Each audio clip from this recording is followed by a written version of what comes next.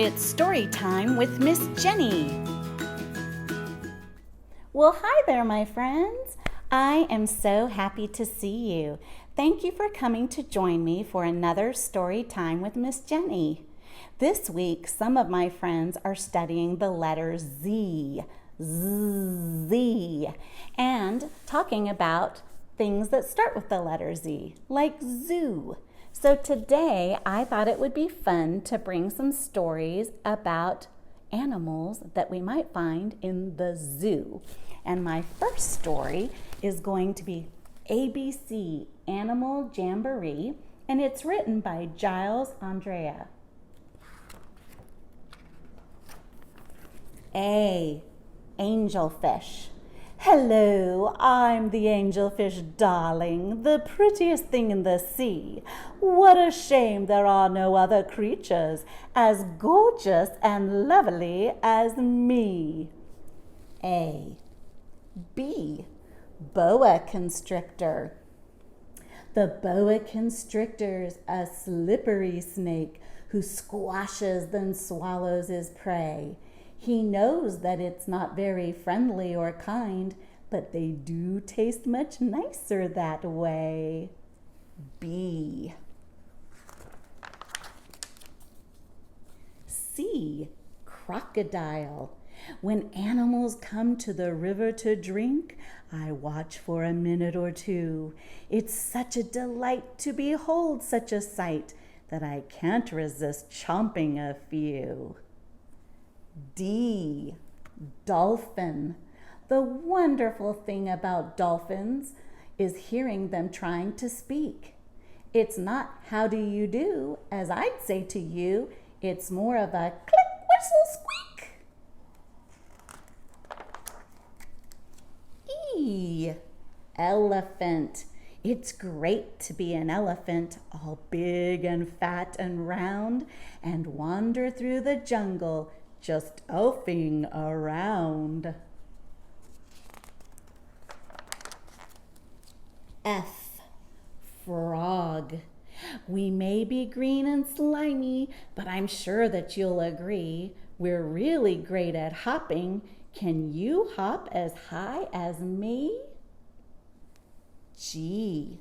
Giraffe. Some animals laugh at the gangly giraffe, but I hold my head up and feel proud. I really don't care when my head's in the air and my cheek's getting kissed by a cloud. H. Hippopotamus. Hello, I'm a big happy hippo. I sleep in the sun till I'm hot. And when I'm not sleeping, I mooch in the mud, which hippos like doing a lot. I. Iguana. We are both green iguanas. Our bodies are covered with scales. We've also got really cool spines down our backs that run to the ends of our tails. See all their little spines that run to the end? J. Jellyfish. The jellyfish just loves to jiggle, while other fish think it's quite dumb. She knows that it's not all that useful, but jiggling's lots of good fun. K.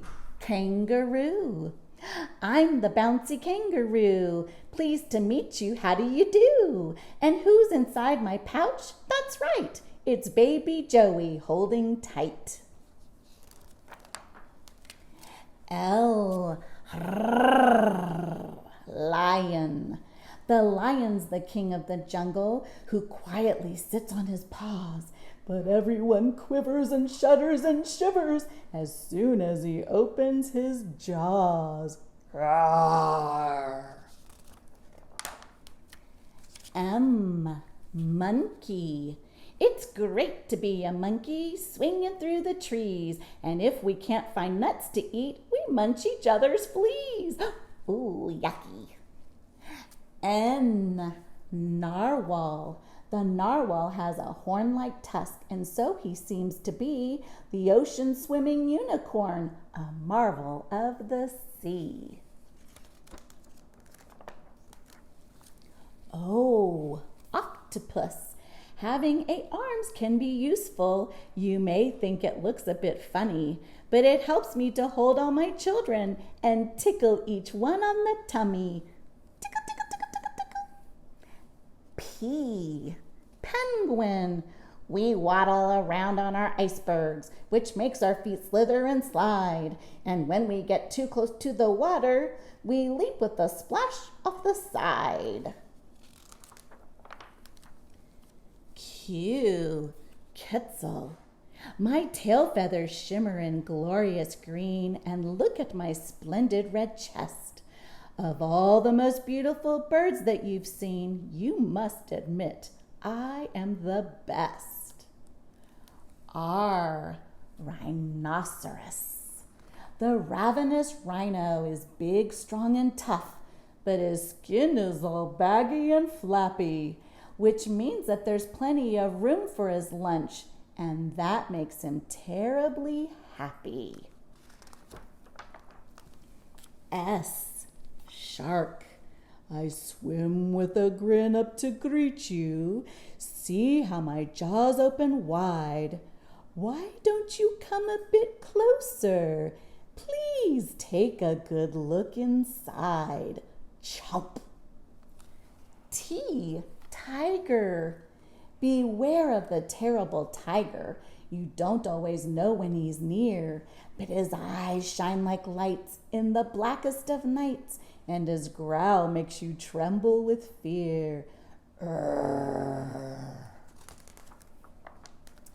U. Umbrella bird. My head has a crest of black feathers, so when I look up at the sky and see that it's raining, instead of complaining, I just spread them out and keep dry. V. Vulture. See me soaring gracefully across the clear blue sky, looking out for tasty treats that catch my beady eye. W. There's no other beast on the planet as big as the giant blue whale.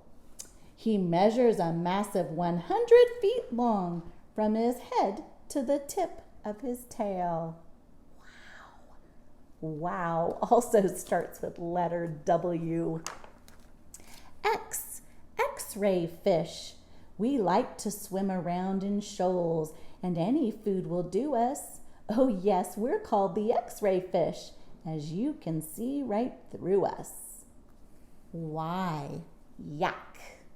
We live up in the mountains where the land is cold and bare, so to keep us warm and cozy, we grow thick, long, shaggy hair.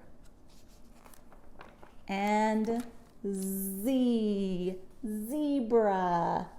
I could have been gray like a donkey or brown like my cousin the mule, but instead I've got stripes, which my lady friend likes, since they make me look handsome and cool.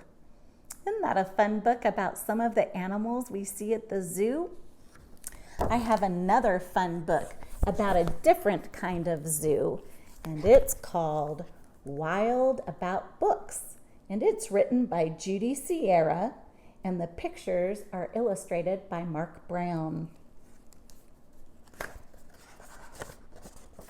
Wild About Books. It started the summer of 2002 when the Springfield librarian Molly McGrew by mistake drove her bookmobile into the zoo. Molly opened the door and she let down the stair, turned on the computer, and sat in her chair. At first, all the animals watched from a distance, but Molly could conquer the strongest resistance. By reading aloud from the good Dr. Seuss, she quickly attracted a mink and a moose, a wombat, an oryx, a lemur, a lynx, 8 elephant calves, and a family of skinks. In a flash, every beast in the zoo was stampeding to learn all about this new something called reading.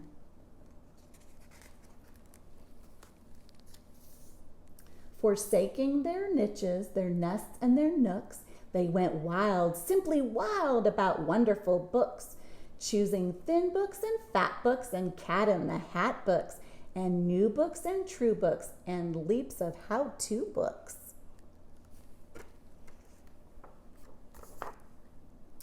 Giraffe wanted tall books and crickets craved small books, while geckos could only read stick-to-the-wall books. The pandas demanded more books in Chinese. Molly filled their requests, always eager to please. She even found waterproof books for the otter, who never went swimming without Harry Potter. Raccoons read alone, and baboons read in bunches, and llamas read dramas while eating their lunches.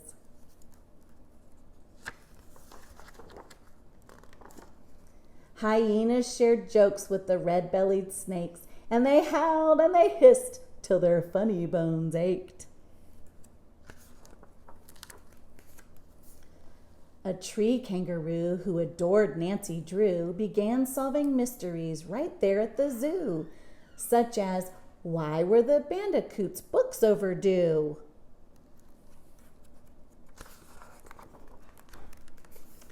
Gently, Molly taught lessons in treating books right, for the boa constrictors squeezed Crichter too tight.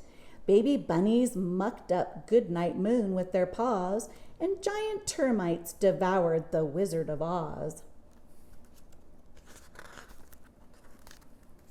And Bear's love of books was completely outrageous.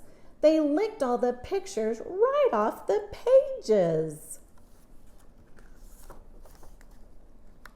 Tasmanian devils found books so exciting that soon they had given up fighting for writing. They made up adventures so thrilling and new that the others decided to be authors too. Pythons wrote with their tails, penguins wrote with their bills, and porcupines wrote with their very own quills.